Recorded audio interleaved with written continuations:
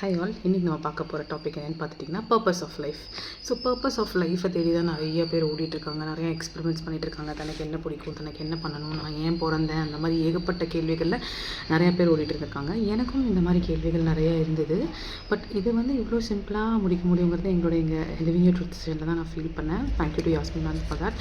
அவங்க என்ன சொன்னாங்கன்னா, நம்ம ஒவ்வொரு நாளும் செய்யக்கூடிய ஸ்மால் டாஸ்க்ஸே பர்பஸ் ஆஃப் லைஃப் தான். எக்ஸாம்பிள், ஒரு அம்மா எப்படி அவங்க சமைக்கிறாங்க, குழந்தைங்களை வளர்க்குறாங்க, வீட்டில் இருக்கிற ஃபர்னிச்சர்ஸை அரேஞ்ச் பண்ணி வைக்கிறாங்க, தூசி தட்டுறாங்க. நம்ம இதெல்லாம் டெய்லி டாஸ்க், டாஸ்க்குன்னு நினைக்கிறோம். ஒரு சலிப்பு வந்துடுது இல்லையா அந்த டெய்லி டாஸ்க் பண்ணும்போது.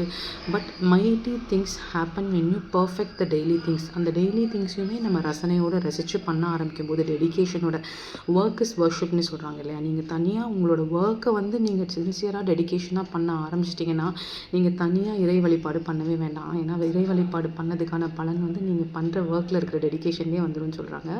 ஸோ நம்ம லிட்டில் திங்ஸை என்ஜாய் பண்ணி பண்ணும்போது it will lead to figure things in your life and all the small things matters and that is also a purpose of life.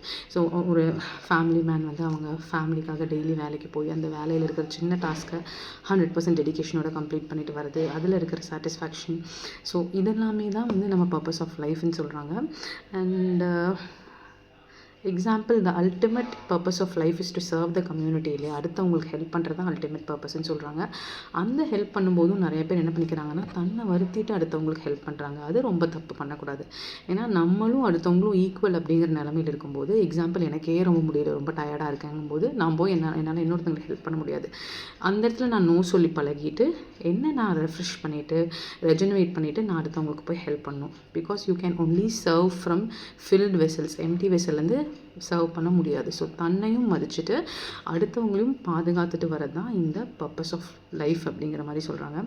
Example, Covid போன்ற வியாதிகள்லாம் வந்தப்போ இந்தியா பக்கத்தில் நெருங்கவே முடியல. என்ன காரணம்னு பார்த்தீங்கன்னா, நம்ம இந்தியாவில் தான் வீட்டில் குக்கிங்க்கு அண்ட் அதர் ஸ்டப்ஸ்க்காகவே ஒரு ஆள் எக்ஸ்க்ளூசிவாக இருக்காங்க. வேறு எந்த நாட்டிலையும் அப்படி இருக்காது. அம்மா அப்படிங்கிற பேரில் நம்ம ஹெல்த் எல்லாம் பார்த்துட்டு 24/7 நம்மளோட தேவைகளை ஃபுல்ஃபில் பண்ணிகிட்டு இருக்காங்க. ஸோ அந்த மாதிரி ஒரு பர்ஃபெக்டான ஃபேமிலி இருக்கிறனால எந்த டிசீஸ்னாலையுமே உள்ளே போக முடியல, யாருனாலையுமே நம்ம அழிக்க முடியல. So this is what is our strength, the unity, the family we live in. இதெல்லாம் தான் உண்மையான ஸ்ட்ரென்த். இதெல்லாம் தான் நம்ம பர்பஸ் ஆஃப் லைஃபாக இருக்குது.